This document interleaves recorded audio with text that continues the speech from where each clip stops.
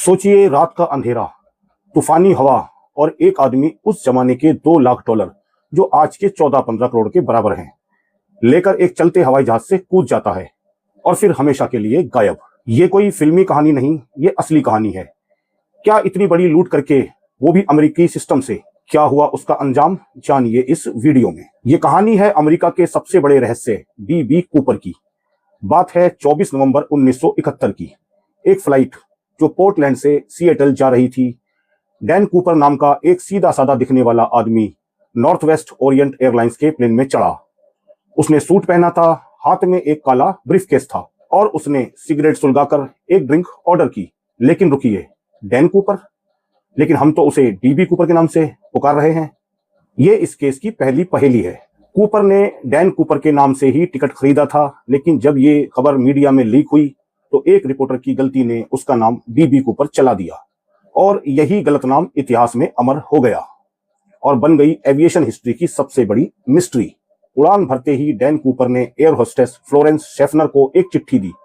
Florence ने उसे अनदेखा कर दिया। उसे लगा कि ये आदमी उसे अपना फोन नंबर दे रहा है, लेकिन कूपर ने कहा, मिस, बेहतर होगा कि आप वो चिट्ठी पढ़ लें।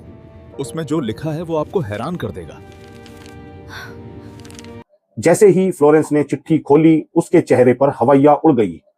उसके हाथ कांप गए। उसमें लिखा था, मेरे पास एक बॉम्ब है। कूपर ने शांति से अपना ब्रीफकेस खोला था, जिसमें लाल बत्तियां और उलझे हुए तारों का एक गुच्छा था, जो एक डायनामाइट बॉम्ब जैसा दिख रहा था। एयर होस्टेस भागते हुए तुरंत पायलट के पास गई। पायलट ने फौरन एयर ट्रैफिक कंट्रोल को सीक्रेट रेडियो मैसेज भेजा। उधर अमेरिकी प्रशासन और FAA यानी फेडरल एविएशन एडमिनिस्ट्रेशन में हड़कंप मच गया। एयरलाइन के उस समय के प्रेसिडेंट डोनाल्ड नायरोप ने तुरंत हुक्म दिया, पैसे दो, ये यात्रियों की सुरक्षा का मामला है। सिएटल एयरपोर्ट पर FBI के एजेंट जेओ गिफ मौजूद थे, लेकिन कूपर इतना शातिर था कि वो बस एयर होस्टेस फ्लोरेंस के जरिए पायलट को अपनी मांगे बता रहा था और FBI सिर्फ लाचार होकर उसकी मांगे सुन रही थी। उसकी सिर्फ दो मांगे थी। पहली $2 लाख नकद, वो भी $20 के अनमार्क नोटों में, और दूसरी थी 4 पैराशूट। लेकिन 4 पैराशूट क्यों? कूपर इतना चालाक था, ये चाल सिर्फ FBI को चकराने के लिए थी।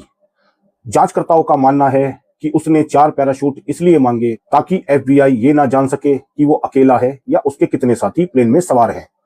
और सबसे बड़ी वजह, अगर वो सिर्फ एक मांगता तो FBI उसे खराब या फटा हुआ पैराशूट भी दे सकती थी। लेकिन 4 मांगने पर FBI को डर था कि कूपर किसी एयर होस्टेस को अपने साथ कूदने पर मजबूर कर सकता है, इसलिए उन्होंने चारों पैराशूट बिल्कुल सही सलामत दिए। प्लेन सिएटल में उतरा और कूपर को पैसे और पैराशूट दे दिए गए। बदले में उसने सारे 36 यात्रियों को सही सलामत छोड़ दिया। पर FBI और पुलिस के हाथ अभी तक भी खाली थे, लेकिन असली खेल तो अब शुरू होने वाला था। कूपर ने पायलट को हुक्म दिया कि प्लेन को रिफ्यूल करो और प्लेन को वापस उड़ाओ मैक्सिको की ओर। और यहीं पता चलता है कि वो कोई आम चोर नहीं था। उसने जानबूझकर बोइंग 727 प्लेन चुना था। पर क्यों? क्योंकि ये उस जमाने का इकलौता कमर्शियल प्लेन था जिसका दरवाजा, जिसे आफ्ट स्टेयरकेस कहते हैं, उड़ते हुए बीच हवा में पीछे से खोला जा सकता था। और उसे पता था कि इसका इंजन भी पीछे की तरफ है, ताकि कूदते समय वो विंग्स में लगे इंजन की चपेट में ना आ जाए। कूपर ने पायलट को हुक्म दिया, प्लेन को 10,000 फीट से नीचे रखो और रफ्तार को धीमा रखो। ये उड़ते प्लेन से कूदने के लिए सबसे सही हालात थे। और फिर घने जंगलों के ऊपर बर्फीली रात में, जहां 10,000 फीट पर बाहर का तापमान -डिग्री में था, कूपर ने बोइंग 727 का पिछला दरवाजा खोला, पैसों का बैग अपने शरीर से बांधा और 10,000 फीट की ऊंचाई से अंधेरे में छलांग लगा दी। वो कहां गया? क्या वो बचा? FBI ने 45 साल तक उसे खोजा। इसे ऑपरेशन नॉरजैक नाम दिया गया। जंगल का चप्पा चप्पा छान मारा, लेकिन उन्हें कुछ नहीं मिला। ना कूपर, ना पैराशूट, ना पैसों का बैग। बस प्लेन में उसकी एक टाई छूट गई थी। सालों तक ये टाई एक सबूत के डिब्बे में बंद पड़ी रही।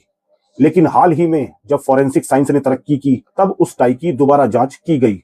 उस पर शुद्ध टाइटेनियम के कण मिले और 1971 में टाइटेनियम बहुत दुर्लभ था और सिर्फ हाईटेक कंपनियों जैसे हवाई जहाज बनाने वाली फैक्ट्री एरोस्पेस में ही इस्तेमाल होता था। तो क्या कूपर कोई इंजीनियर था या किसी विमान निर्माता कंपनी का हिस्सा था? ये आज भी रहस्य है। FBI का मानना है कि वो उस छलांग से बच नहीं पाया होगा। उस बर्फीले तूफान में सिर्फ एक सूट पहने हुए घने जंगलों में गिरकर बचना नामुमकिन था।